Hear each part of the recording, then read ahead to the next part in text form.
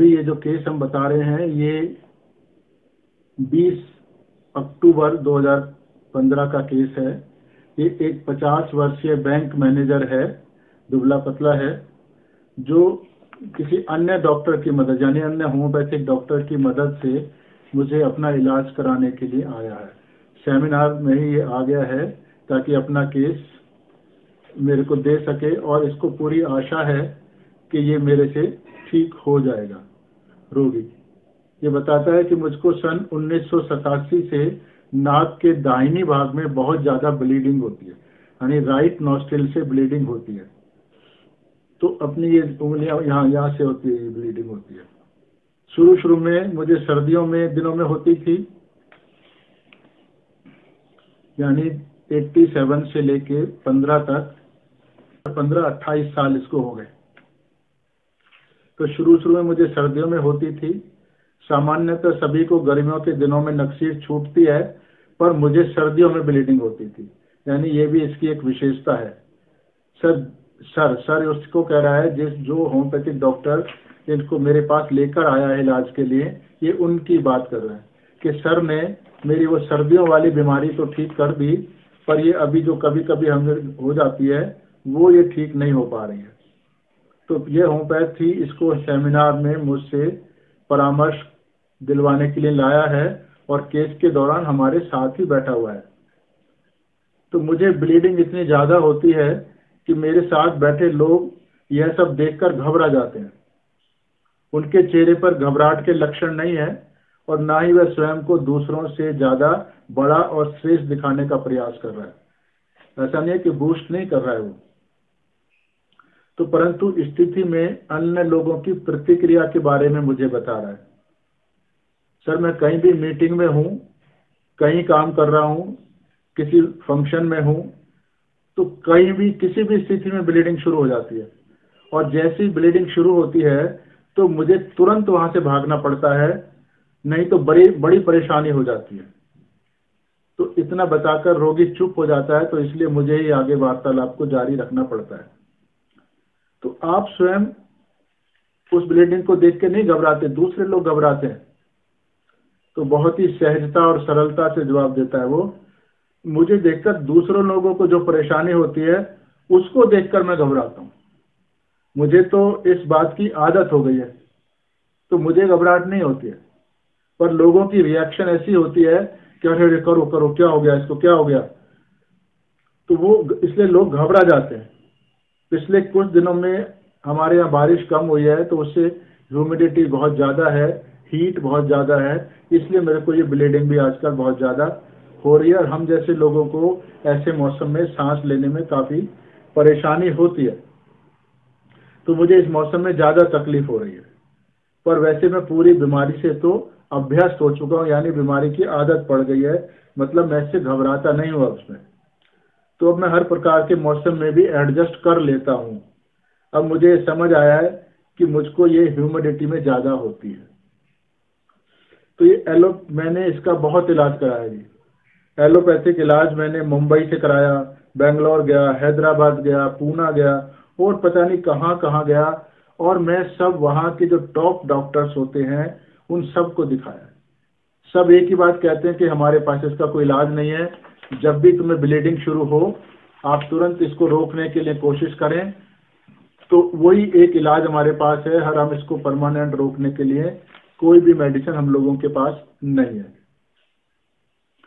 तो मैंने फिर आयुर्वेदिक भी कराया, पर कहीं से कोई आराम नहीं आया, और होम्योपैथी से मुझे थोड़ा आराम आया कि सर्दियों वाली ब्लीडिंग में काफ़ी कमी आ गई है। अब ये चौथा सीजन आ गया है, मुझे बहुत ज़्यादा तकलीफ हो रही है, मतलब 4 साल से इसकी तकलीफ बढ़ गई है। आधा आधा गिलास खून गिर जाता है। सर ये हमारा खानदानी रोग है, मेरी माँ को भी होती थी, पर उनको केवल गर्मियों में होती थी। मेरी बड़ी बहन को भी होती है, उसको तो नाक के साथ साथ जीभ में से भी खून आता है। अब मैं उससे पूछता हूँ भाई तुम अपने परिवार के बारे में जो मुझे बता रहे हो, ऐसा क्यों बता रहे हो कि भाई ये कोई बहुत विशेषता है तुम्हारे परिवार की?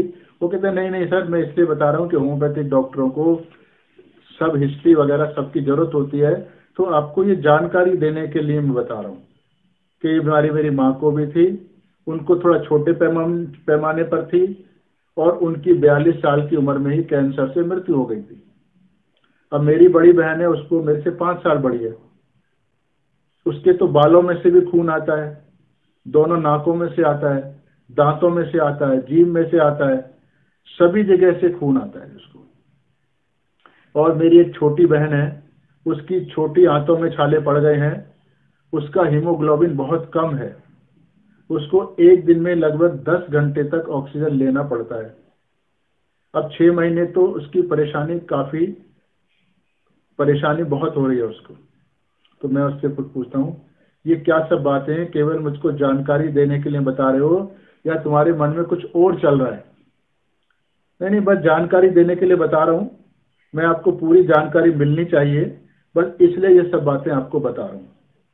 अभी आप कह रहे थे कि बीमारी मेरी लाइफ के साथ एडजस्ट हो गई है, तो अगर ये लाइफ के साथ एडजस्ट बीमारी हो गई है तो आप तो जगह जगह इलाज कराने के लिए भाग रहे हो, आपने इससे समझौता कहाँ किया है? तो इसको एडजस्ट का मतलब क्या है तुम्हारे रोगी? मतलब मैं ऐसी तलाश में रहता हूँ कि शायद मुझे कहीं से परमानेंट इलाज मिल जाए। मैं बैंक मैनेजर हूँ, मुझे ग्राहकों से बात करनी होती है, मीटिंग अटेंड करनी होती है, सेमिनार्स लेने होते हैं, और ये ब्लीडिंग कभी भी शुरू हो जाती है, तो मैं उस ब्लीडिंग को तो संभाल लूंगा, पर मुझे मीटिंग वगैरह छोड़कर तुरंत वहां से भागना पड़ता है, एकदम चले जाना पड़ता है, क्योंकि खून बहुत ज्यादा आता है। कोई भी दूसरा देखेगा तो फिर उसको देख नहीं पाएगा वो। यानी रोगी बहुत आश्चर्यजनक हाव भाव बनाकर बता रहा है, पर मैं भी उसी समय बाथरूम में या कहीं भी अंदर जाकर अकेले में पैकिंग वगैरह लगाकर उस ब्लीडिंग को नियंत्रित करने की कोशिश करता हूं, और फिर भी वैसा करने में आधा घंटा लगभग लग जाता है, यानी आधा घंटा ब्लीडिंग रोकने में इसको लगता है। तो यह तो मीटिंग हुई, जनता के बीच की बात हुई, पर कभी कभी घर में अकेले में, घर में भी तो ब्लीडिंग होती होगी, तब आप क्या करते हो? मैं तब भी बाथरूम में चला जाता हूँ, घर वालों को नहीं दिखाता हूँ, क्योंकि मेरी ऐसी हालत देखकर वो लोग घबरा जाएंगे, इसलिए मैं उनको भी नहीं दिखाता। उनको ऐसे हाव भाव आते हैं ना, हो कितना खून आ गया, अरे डॉक्टर को बुलाओ, अरे क्या करें, क्या हो गया, एकदम घबरा जाते हैं वो लोग, इसलिए मैं उनको नहीं देखने देता मेरी ब्लीडिंग को, क्योंकि मुझे तो मालूम है कि कोई भी डॉक्टर कुछ नहीं कर सकता ऐसी जब स्थिति आती है तो, क्योंकि मैंने एलोपैथिक, आयुर्वेदिक सभी को तो दिखा चुका हूँ, कहीं कोई इलाज है नहीं, इसलिए डॉक्टर को दिखाने का तो लाभ है ही नहीं, और इससे कोई खतरा भी नहीं है, क्योंकि मैं तो पिछले कितने वर्षों से ब्लीडिंग होते हुए देख ही रहा हूँ। इसलिए यह तो मुझको ही मैनेज करना है, ये बात मुझे समझ आ गई है, इसलिए मैं अपनी बीमारी को घर वालों को भी नहीं दिखाता, क्योंकि वो लोग घबरा जाते हैं। इसलिए देखो, मैं रुई हमेशा रुई हमेशा जेब में रखता हूँ और नाक में रुई घुसेड़ता रहता हूँ। कभी कभी तो ब्लीडिंग जल्दी रुक जाती है, पर कभी कभी तो 2-2 घंटे तक खून आता ही रहता है, रुकने का नाम ही नहीं लेता, पर मैं भी प्रयास में लगा रहता हूँ। तो मैं पूछता हूँ उससे, मीटिंग में तुम्हारे देखकर सभी लोग क्यों घबराएंगे? उन्हें तो खून आ नहीं रहा, खून तो तुमको आ रहा है, तो असलियत में घबराहट तुम्हें होनी चाहिए, उन्हें क्यों होगी? वो तो ज्यादा से ज्यादा तुमको डॉक्टर के पास ले जाएंगे, उनसे तुम्हारा कोई रिश्ता तो है नहीं, इसलिए उनको घबराने की कोई वजह भी नहीं है। फिर ऐसा क्या है? ये हो रही है सर कई महीनों से, और आजकल तो 1 महीने से लगातार हर रोज ब्लीडिंग हो रही है, फिर भी दूसरे लोगों को घबराने की कोई वजह नहीं है। ब्लीडिंग इसको हो रही है तो इसे घबराना चाहिए, दूसरे लोग क्यों घबराएंगे? उल्टा उनको भी कम घबराहट होगी, क्योंकि यह हर रोज की ब्लीडिंग देखकर उन्हें भी एक आदत सी पड़ जाएगी। यह ब्लीडिंग होना तो इस इंसान के लिए सामान्य बात है, इसमें घबराने की कोई बात है ही नहीं। तो इतनी ब्लीडिंग हो रही है तो क्या कुछ कमजोरी वगैरह आ गई है तुम्हें? नहीं नहीं नहीं, कमजोरी वगैरह बिल्कुल नहीं आ रही है सर। बस एक ही सावधानी आजकल मैं बरतने लगा हूं कि जब भी कहीं यात्रा पर जाता हूं तो किसी ना किसी को अपने साथ रखता हूं, कि कभी भी कहीं भी कोई परेशानी ना हो जाए, क्योंकि कहीं भी कभी भी खून आना शुरू हो जाता है।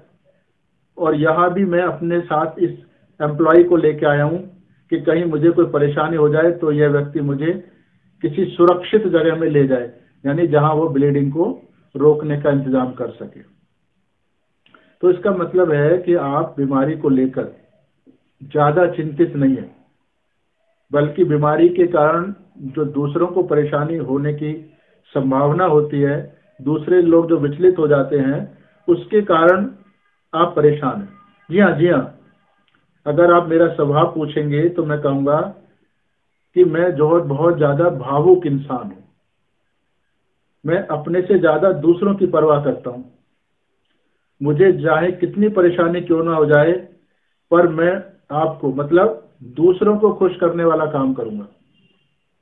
जैसे अगर मैंने आपसे वादा कर लिया कि आपका प्रोग्राम, पूरा प्रोग्राम मैं संभाल लूँगा, तो चाहे मेरी कितनी तबीयत खराब हो जाए, चाहे कितना भी जुकाम हो जाए, चाहे मेरी जान चली जाए, पर मैं उस काम को जरूर संभाल लूँगा कि कहीं आपको कोई तकलीफ ना हो, क्योंकि मैंने आपको जवान दी है। मेरे दोस्त भी कहते हैं कि यार यह तो जन्म से ही अपने वादे का पक्का है। मैंने अगर एक बार आपसे वादा कर लिया तो मैं उसे हर हालत में पूरा करूँगा। मेरे कारण आपको या दूसरों को, किसी को भी कोई तकलीफ नहीं होनी चाहिए। आत्मविश्वास इस व्यक्ति में बहुत ज़्यादा भरा हुआ है। जिद बहुत है सर मेरे में, गुस्सा है, हार मैं कभी मानता नहीं हूँ, काम का पूरा करके ही छोड़ता हूँ। असंभव शब्द मेरे डिक्शनरी में है ही नहीं। मैं हर चीज करना चाहता हूँ, पर सर मैं अब थक गया हूँ, सिर्फ इस नाक की वजह से। इसके लिए मैं ढूंढता रहता हूँ, लगा रहता हूँ ढूंढने में कि कहीं ना कहीं कोई ना कोई कभी ना कभी मिल जाएगा जहां से मेरा इलाज हो जाएगा। अभी मैंने हार नहीं मानी है, पूरी तरह हथियार नहीं डाले। फिर मैं इससे पूछता रहता हूँ, भाई जब आप इलाज के लिए ढूंढते रहते हो तो आप बीमारी से कहाँ थके हुए हो?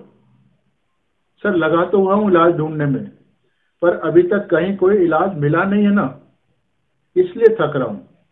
अर्थात प्रयास करते करते उसकी हिम्मत टूटने लगी है, वो हिम्मत हारने लगा है, परंतु अभी भी उसके प्रयास जारी हैं। उसने पूरी हार नहीं मानी है। अर्थात उसे लगने लगा है कि उसने पहले ही से काफी प्रयास कर लिए हैं और उसे और अधिक प्रयास करने में मजा नहीं आ रहा है, यानी एक डिसगस्टेड जैसे हो गया है वो, परंतु फिर भी हल्का सा निराशा आने लगी है, परंतु पूरी तरह से हिम्मत हारी नहीं है अभी।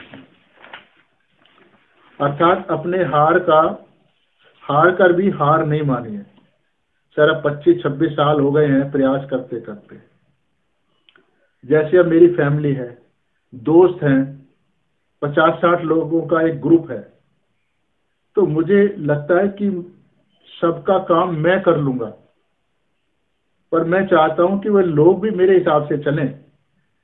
अगर ऐसा होता है तो मैं कभी भी कुछ गलत नहीं करता हूं, चाहे मेरा पैसा चला जाए, समय चला जाए, सेहत चली जाए, पर कभी मैं कोई गलत काम नहीं करता हूं, सबका हमेशा भलाई करता हूं।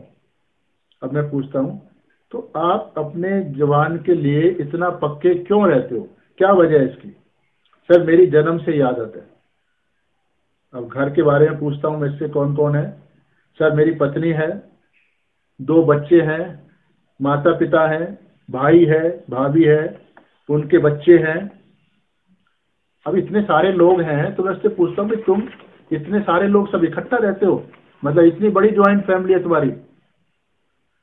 तो बताते नहीं नहीं सर, भाई भाभी अलग मकान में रहते हैं और हम एक ही शहर में रहते हैं, यानी एक ही शहर में रहने वाले 2 भाइयों को ये अपना परिवार में गिन रहा है, जबकि सामान्यतः ऐसा नहीं होता है।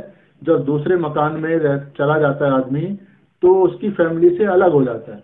यहाँ तक कि हमने देखा है एक ही मकान के एक ही फ्लोर में रहने वाले लोग, अगर लोगों की किचन अलग अलग होती है तो भी वो उनको आपस में अपनी फैमिली में नहीं गिनते हैं।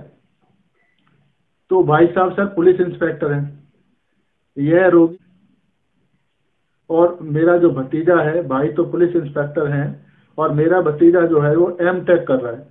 अब इन सबको बताने की कोई जरूरत नहीं है, पर ये उन लोगों से इतना जुड़ा हुआ है, उनको भी अपना मानता है, इसलिए वो अपने भतीजे की और भाई के भी बारे में बता रहा है। ये अपने भाई और भतीजे का रौब मेरे ऊपर नहीं डाल रहा है। अभी आप कह रहे थे कि गुस्सा बहुत आता है। जब आप सबकी इतनी देखभाल करते हो, सबसे इतना प्यार करते हो, तो तुम्हें गुस्सा किस बात को लेकर आता है?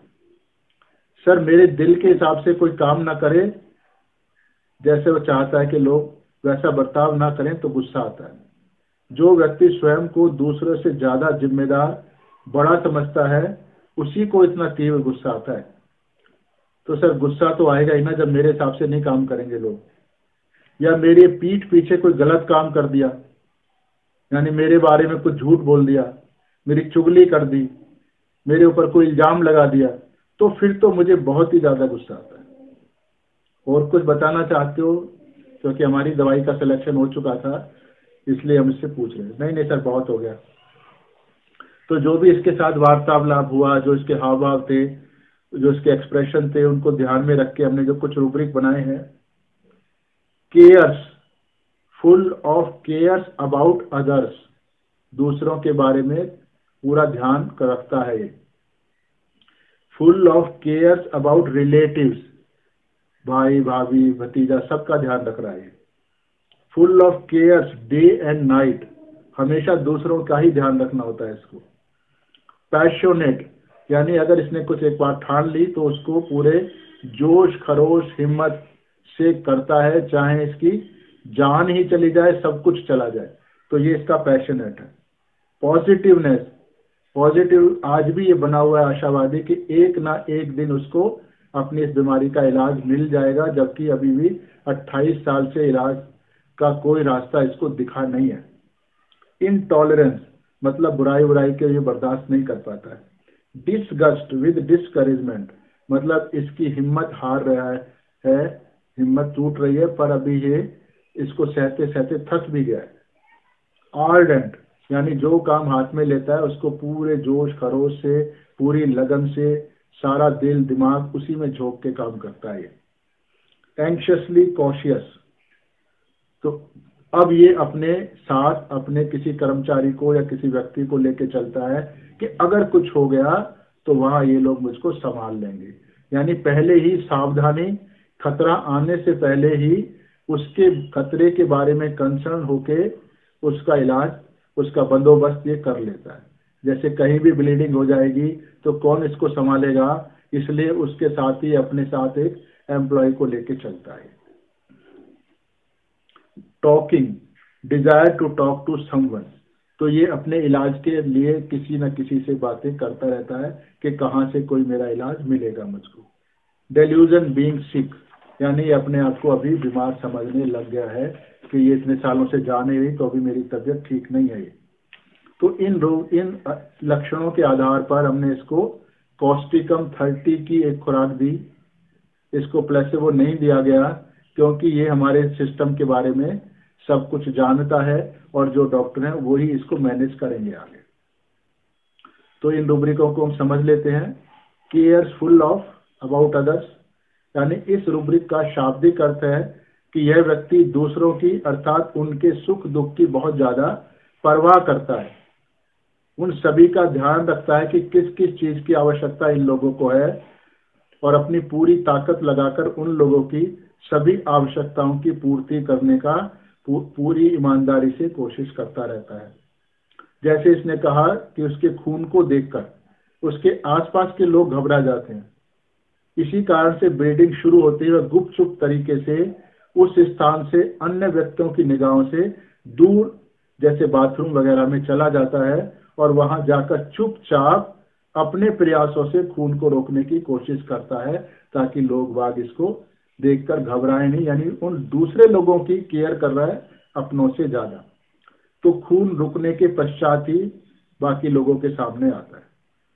अब अदर्स माने क्या होता है? अदर्स माने जो इसके अलावा दूसरे लोग, तो उसके अलावा अन्य लोग। ये जरूरी नहीं है कि अन्य लोग उसके रिश्तेदार हों या जानने वाले हों, बल्कि वह प्रत्येक व्यक्ति की सुख सुविधा और उसके मान सम्मान, उसकी आवश्यकताओं आदि का पूरा ख्याल रखता है, अर्थात उनकी पूरी मदद करता है।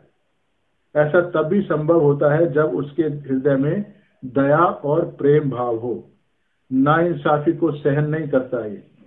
यह प्रेम भाव और इंसाफ पसंद करने की प्रवृत्ति इस व्यक्ति को वर्तमान व्यवस्थाओं के विरोध में खड़ा कर देती है, क्योंकि वर्तमान में तो बहुत सारी गलत चीजें हो ही रही हैं, तो इसीलिए एनार्किस्ट बनता है और रेवोल्यूशनर करता है।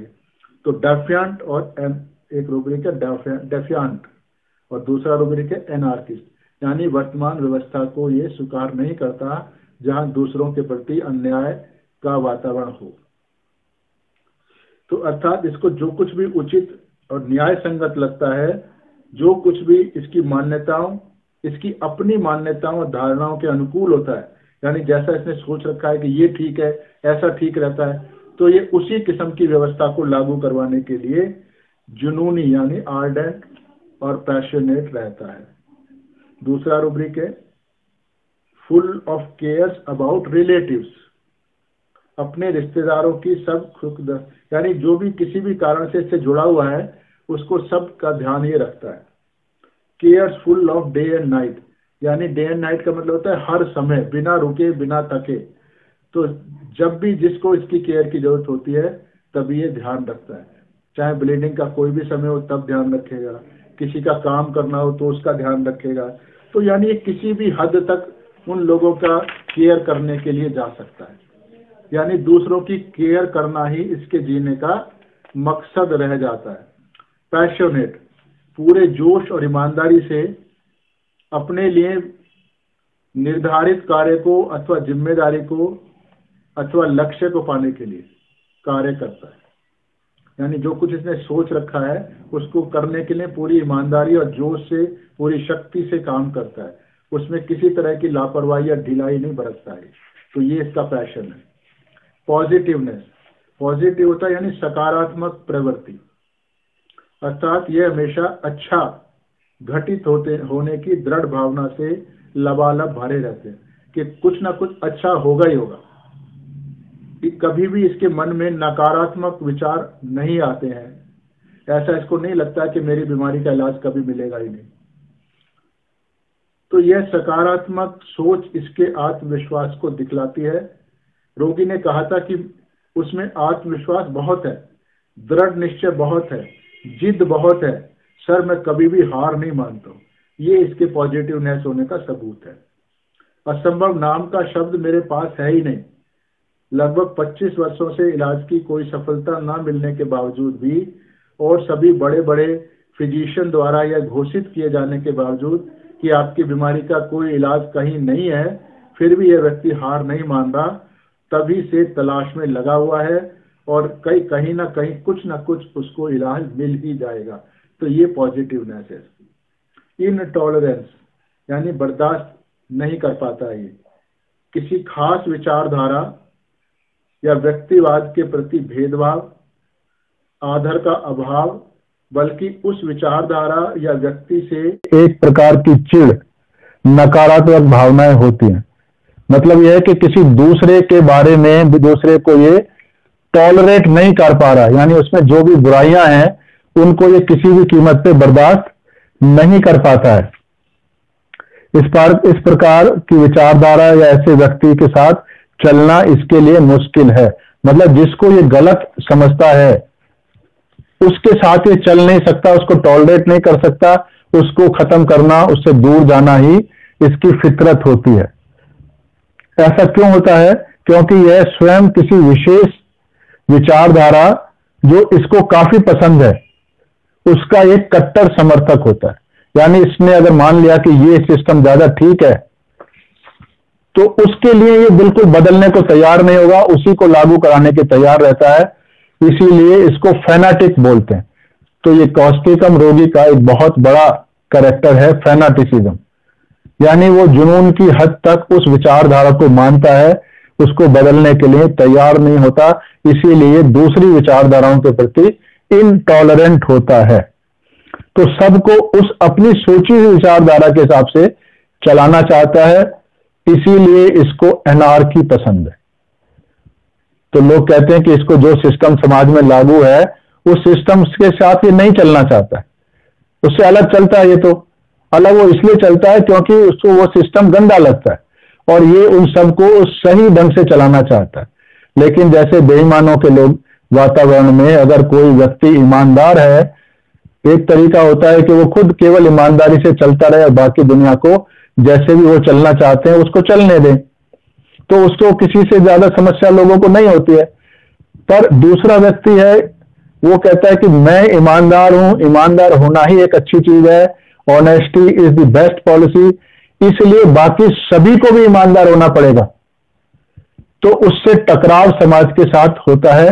इसी को इनटॉलरेंस कहते हैं और इसी को फेनेटिसिज्म कहते हैं, क्योंकि ईमानदारी के प्रति जो इसकी विचारधारा है वो इतनी कट्टर और अटूट है कि उसको बदलने के लिए तैयार नहीं है।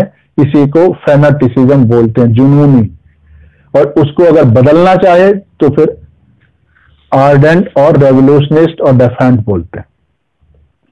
डिसगस्ट विद डिस्करेजमेंट, मैं किसी के प्रति घृणा जैसी नकारात्मक भावना के साथ ऐसा महसूस करना कि अब वह ऐसी वस्तु, ऐसे व्यक्ति, ऐसी स्थिति को और अधिक बर्दाश्त नहीं कर सकता। यह सब कुछ इतना अरुचिकर है, अर्थात अरुचिकर भावना के साथ साथ हिम्मत भी हारने लगता है, यानी उसको सहना भी मुश्किल है स्थिति को और उसको बदलना भी मुश्किल है, उससे हिम्मत भी टूट रही है। तो ऐसी कोई भी चीज, स्थिति आदि को इसको अरुचिकर लगती है, उसको हटाने के लिए पूर्ण ईमानदारी और शक्ति से कार्य और संघर्ष करता रहता है। संघर्ष करते करते यह थकने लगता है क्योंकि ये अकेला उस हालात से नहीं लड़ पाएगा, तो इसीलिए इसको डिसगस्ट और डिस्करेजमेंट बोलते हैं। परंतु स्थिति इतनी अधिक अप्रिय होती है कि उसको समाप्त करके ही दम लेना चाहता है, पर उसको समाप्त करने की शक्ति है नहीं, इसलिए सिवा चिढ़ने के कुछ इसके पास रास्ता होता नहीं है। इलाज कराते कराते सर थक गया हूं, हारने लगा हूं, यानी जो ब्लीडिंग की स्थिति है वो उसको अच्छी नहीं लग रही है। 25 साल से कोशिश करते करते अब ये टूटने लगा है कि यार कितना और इलाज करूं, पर स्थिति को बर्दाश्त करने की अभी भी इसमें क्षमता नहीं है। अब मैं थकने लगा हूं सर।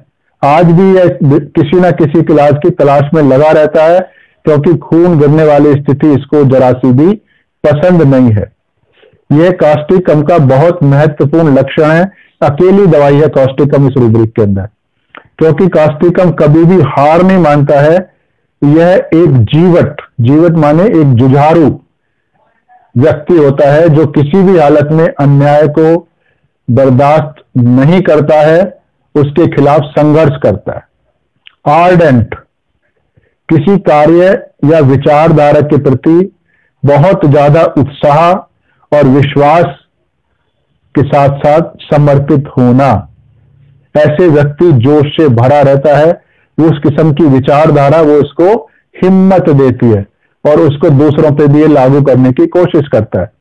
कॉशियस, एंक्शियसली कॉशियस, यानी किसी प्रकार की चिंता के कारण पहले से ही आवश्यक सावधानियां ले लेना। जैसे इसको मालूम है कि कहीं पर भी कभी भी खून शुरू हो सकता है, इसलिए आजकल यह घर से बाहर टूर या सफर वगैरह पे अकेला नहीं जाता है। यहां मुंबई अपने इलाज के लिए आने पर अपने साथ एक कर्मचारी को लाया है कि कहीं पर भी कुछ गड़बड़ होने पर वह कर्मचारी इसको किसी सुरक्षित स्थान पर ले जाए। एक और रूब्रिक है talking, desire to talk to someone, अर्थात किसी से बात करने की इच्छा। अब किसी न किसी से बात करने की इच्छा अर्थात अपनी समस्याओं के समाधान के लिए यह व्यक्ति दूसरों से भी समय समय पर सलाह करता रहता है और शायद कहीं ना कहीं उसकी समस्या का समाधान उसको मिल जाए। डेल्यूजन बीइंग सिक, यानी उसको बीमार महसूस करने लगा है। वह स्वयं को अपनी क्षमता के अनुरूप स्वस्थ नहीं समझता। उसको लगता है कि जो कैपेसिटी मेरे अंदर थी अब वो है नहीं, उसके अनुरूप मैं परफॉर्मेंस नहीं कर पा रहा हूं जो काबिलियत मेरे अंदर है। इसको लगता रहता है कि इसको अंदर कोई कमी या खराबी आदि आ गई है, जिसके कारण वह अपनी क्षमता के साथ पूरा न्याय नहीं कर पा रहा, पूरा काम नहीं कर पा रहा। तो इसको दवाई देने के बाद कुछ ही महीने के बाद इसका फोन आता है, सर मुझे 5-6 दिनों तक तो बहुत अच्छा लगा, नाक में भी फीलिंग बहुत अच्छी रही, मन भी बहुत अच्छा लगा, खून भी नहीं आया। फिर हल्का सा खून आया एक दिन, अब कल फिर थोड़ा सा आया, मैं काफी दिन बिल्कुल ठीक रहा।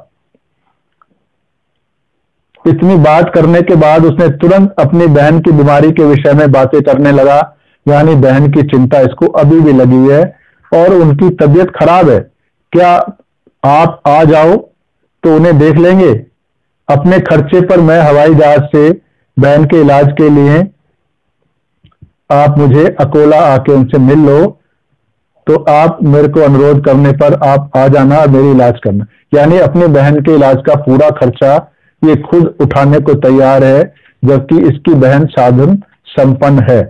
तो ये इसकी फितरत है, मदद करना। तो अभी 30 अक्टूबर 15 को इसका है, सर नाक में या तो थोड़ा कम हो गया है, परंतु नीचे बवासीर से खून आना चालू हो गया, अब नाक से नहीं आ रहा है। क्या पहले भी आता था? नहीं सर, 1-2 साल में कभी 1-2 बूंद आ जाता था, अभी कब से आ रहा है? 4 दिन हो गए सर। शौच कैसे आता है? सामान्य सर, सब ठीक है। तो क्या बवासीर के मस्से गुर्दों से बाहर आते हैं? हाँ, पहले से ही बाहर निकलते हैं सर, पर कोई तकलीफ नहीं होती है। मैं पूछता हूं, क्या पहले भी ऐसी ब्लीडिंग चलती रहती थी? पहले तो 1-2 साल में बहुत जोर लगाना पड़ा तो कभी 1-2 बूंद आ जाया करता था, ज्यादा नहीं था सर। बवासीर के मस्से क्या पूरे साल बाहर निकले रहते हैं? तो क्या तुम्हें कोई परेशानी नहीं होती है? सर वो केवल शौच के समय बाहर आते हैं, फिर वापस अंदर चले जाते हैं, मुझे इसकी कोई परवाह नहीं होती थी। अब मुझे एक ही चिंता लगी है कि नाक बंद हुआ तो नीचे शुरू हो गया। वैसे मैं स्वयं को बहुत अच्छा महसूस कर रहा हूं।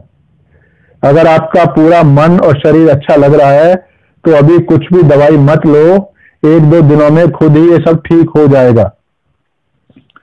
फिर 29/11 यानी लगभग 1 महीने के बाद फिर इसका फोन आता है, सर अभी नाक से खून नहीं आ रहा है, कब्ज भी बिल्कुल ठीक है, मैंने सिर्फ आपको बताने के लिए फोन किया है। मैंने कहा कोई बात नहीं, कि जब कोई परेशानी हो तब आप मुझे फोन करना, बार बार फोन करने की जरूरत नहीं है, और आप बिल्कुल मस्त रहो, अभी आपको दवाई की जरूरत है नहीं, आप ठीक हो गए। तो ऐसे हमने इस केस के माध्यम से कास्टिकम की कुछ पिक्चर समझी।